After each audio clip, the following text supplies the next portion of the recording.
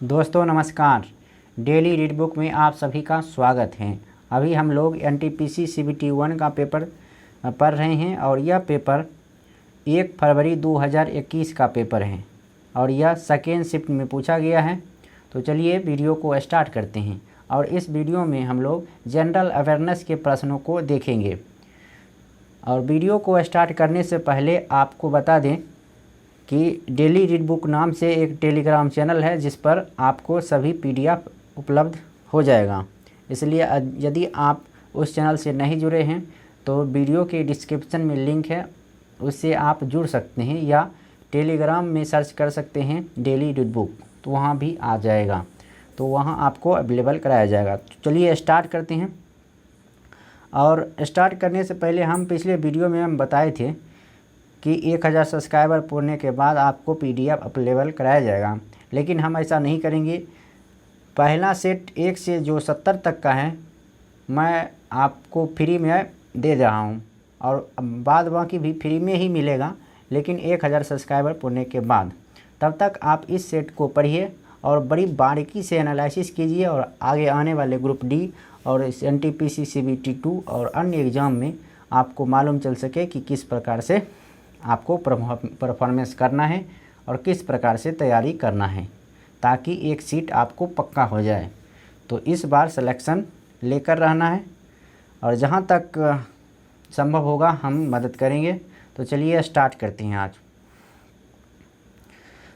भारत में किस तारीख को वर्ष का सबसे छोटा दिन माना जाता है? आंसर होगा 22 दिसंबर, आंसर 3। अगला प्रश्न है, भारत में निम्नलिखित में से किसे स्थानीय स्वशासन का जनक कहा जाता है? आंसर होगा लॉर्ड रिपन। अगला प्रश्न है, भारत सरकार द्वारा किस ग्रामीण आवास योजना को पुनर्संरचित करके प्रधानमंत्री ग्रामीण आवास योजना का सृजन किया गया है? आंसर होगा इंदिरा आवास योजना। अगला प्रश्न है, रविन्द्रनाथ टैगोर ने डैश की वजह से अपनी नाइटहुड उपाधि वापस लौटा दी थी? आंसर होगा जलियांवाला बाग नरसंहार। अगला प्रश्न है, भारत छोड़ो आंदोलन डैश शहर से शुरू हुआ था? आंसर होगा बम्बई से। भारत छोड़ो आंदोलन कब से हुआ था? 8 अगस्त 1942 को। और इसी आंदोलन में महात्मा गांधी जी ने करो या मरो का नारा दिए थे। अगला प्रश्न है, निम्नलिखित में से कौन सी पुस्तक विष्णु शर्मा द्वारा लिखित है? तो इसका आंसर होगा पंचतंत्र। पंचतंत्र विष्णु शर्मा द्वारा लिखा गया है। अर्थशास्त्र चाणक्य द्वारा, राजतरंगिणी कलहन द्वारा और इंडिका मेगास्थनीज द्वारा लिखा गया था। अगला प्रश्न है, लाई डिटेक्टर उपकरण को डैश के रूप में भी जाना जाता है? आंसर होगा पॉलीग्राफ। अगला प्रश्न है, भारतीय निर्वाचन आयोग के अनुसार 2020 तक भारत में मतदान करने हेतु न्यूनतम आयु कितनी है? आंसर होगा 18 वर्ष। अगला प्रश्न है, हरित क्रांति निम्नलिखित में से किससे संबंधित है? आंसर होगा खाद्य और अनाज उत्पादन से। अगला प्रश्न है, पूना समझौता कब हस्ताक्षरित किया गया था? आंसर होगा 1932 में। अगर पूछा जाएगा पूना समझौता किसके किसके बीच हुआ था, तो महात्मा गांधी और भीमराव अंबेडकर के बीच। और किस जगह? तो यरबदा जेल में। और यरबदा जेल कहाँ है? तो पुणे महाराष्ट्र में है। अगला प्रश्न है, प्लासी के युद्ध के समय बंगाल का नवाब कौन था? आंसर होगा सिराजुद्दौला। अगला प्रश्न है, यह मैथ का प्रश्न है, ईवीएम का पूरा नाम क्या है? आंसर होगा इलेक्ट्रॉनिक वेंडिंग मशीन। ये गलत है, इलेक्ट्रॉनिक वोटिंग मशीन। हाँ सही, आंसर 3 होगा इलेक्ट्रॉनिक वोटिंग मशीन। अगला प्रश्न है, माइक्रोसॉफ्ट एक्सेल में वर्कबुक डैश का एक संग्रह होता है? आंसर होगा वर्कशीट। अगला प्रश्न है प्रथम भारतीय अंतरिक्ष यात्री कौन थे? आंसर होगा राकेश शर्मा। अगला प्रश्न है विश्व पर्यावरण दिवस प्रति वर्ष डैश को मनाया जाता है? आंसर होगा 5 जून को। एशियाटिक सोसाइटी ऑफ बंगाल की स्थापना किस वर्ष में की गई थी? आंसर होगा 1784। और एशियाटिक सोसाइटी ऑफ बंगाल की स्थापना किसने किया था? तो विलियम जोन्स ने किया था।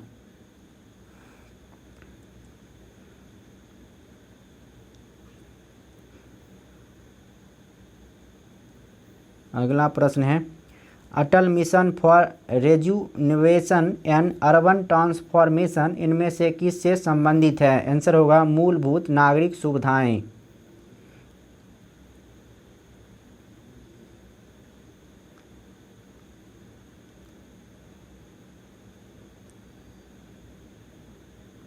अगला प्रश्न है हमारा सौर मंडल किस गैलेक्सी का एक हिस्सा है? आंसर होगा आकाशगंगा, जिसे इंग्लिश में कहते हैं मिल्की वे। रायसीना हिल कहाँ स्थित है? आंसर होगा यह राष्ट्रपति भवन वाले स्थान पर स्थित है, यानी दिल्ली में।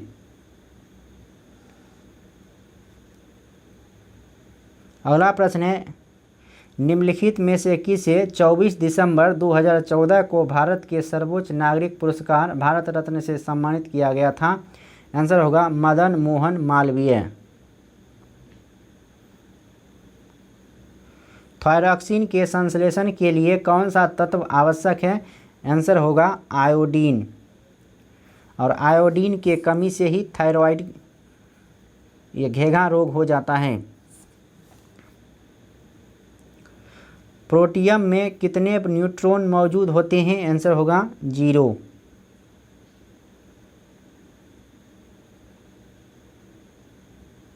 चार शब्द दिए गए हैं जिनमें से 3 किसी तरह से एक समान है और एक असंगत है। असंगत शब्द का चयन कीजिए। जयपुर, तिनसुकिया, देहरादून, कोहिमा। तो इसका आंसर होगा तिनसुकिया, क्योंकि देहरादून, कोहिमा, जयपुर ये राजधानी है।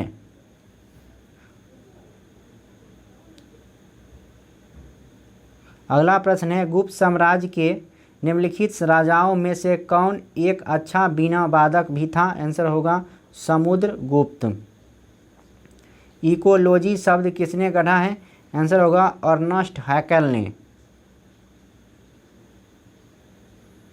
अगला प्रश्न है अस्पतालों से निकलने वाले जैविक कचरे से के निपटान का सबसे अच्छा तरीका क्या है? आंसर होगा भस्मीकरण। अगला प्रश्न है सचिन तेंदुलकर ने अंतर्राष्ट्रीय क्रिकेट में अपना 100वां शतक किस टीम के खिलाफ बनाया था? आंसर होगा बांग्लादेश। इनमें से किसने अजमेर में 2.5 दिन का झोपड़ा निर्मित करवाया था? आंसर होगा कुतुबुद्दीन ऐबक।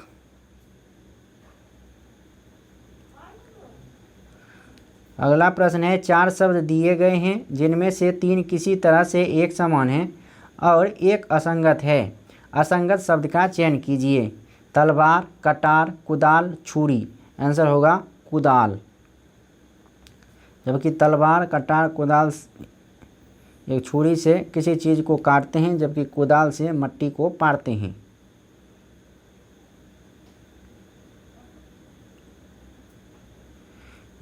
वायु में मौजूद निम्नलिखित में से कौन सा तत्व चांदी की वस्तुओं को काला कर देता है जब वे वायु के संपर्क में आती है? आंसर होगा गंधक। 4 शब्द दिए गए हैं जिनमें से 3 किसी तरह से एक समान है और एक असंगत है। असंगत शब्द का चयन कीजिए। घाटी, पठार, ग्लेशियर, पहाड़ी। तो इसका आंसर होगा ग्लेशियर।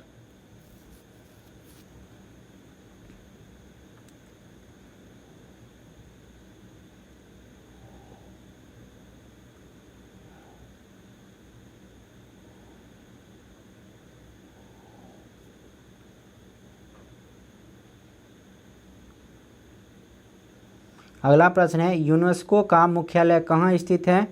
तो इसका आंसर होगा पेरिस, फ्रांस में।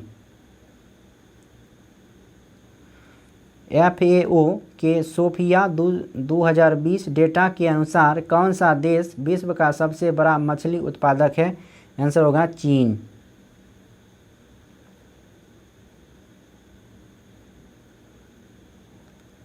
अगला प्रश्न है, नासा के अनुसार पृथ्वी की भूसतह का कितना भाग वन आच्छादित है? आंसर होगा 30%। इनमें से किसे grand old man of India के नाम से जाना जाता है? आंसर होगा दादा भाई नौरोजी।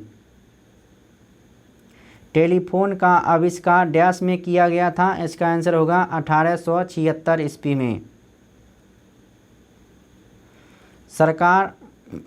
भारत सरकार ने निम्नलिखित में से किस वर्ष में प्रारंभिक शिक्षा के लिए राष्ट्रीय शैक्षणिक सहायता कार्यक्रम की शुरुआत की?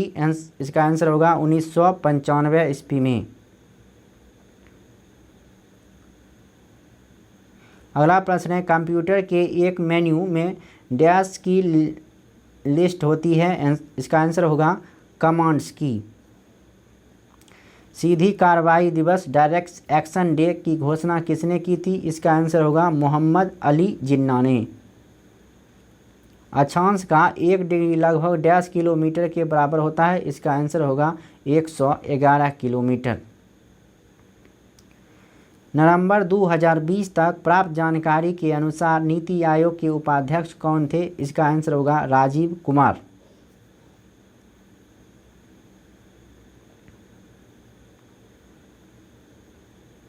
अगला प्रश्न है, अंतर्राष्ट्रीय प्रकाश दिवस किस दिन मनाया जाता है? इसका आंसर होगा 16 मई को।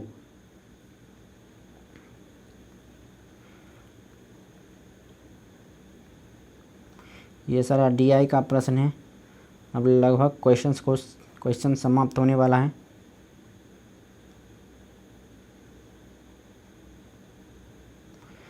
उस विकल्प का चयन कीजिए जिसका तीसरे पद के साथ वही संबंध है जो दूसरे पद का पहले पद से है।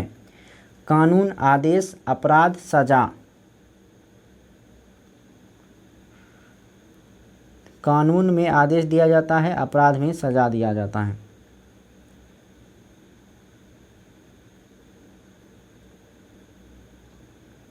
तो इस वीडियो में इतना ही। अब नेक्स्ट वीडियो में नेक्स्ट पेपर के साथ फिर मुलाकात होगी। तब तक के लिए नमस्कार। अगर वीडियो अच्छा लगा तो लाइक करें, अगर अच्छा नहीं लगा तो डिसलाइक कर सकते हैं। और यदि आप PDF लेना चाहते हैं तो आप टेलीग्राम चैनल से जुड़िए। टेलीग्राम का लिंक नीचे डिस्क्रिप्शन में दिया हुआ है, तो वहां से आप टेलीग्राम चैनल को ज्वाइन कर सकते हैं और वहां पर सभी जितने भी वीडियो का सभी का PDF मिल सकता है। तो चलिए फिर मिलते हैं नेक्स्ट वीडियो में। तब तक के लिए नमस्कार, जय हिंद। अच्छे से एनालिसिस कीजिए, पढ़िए और आगे बढ़िए। और एक सिलेक्शन तो लेना ही है, तो एक सीट पक्का कीजिए। धन्यवाद।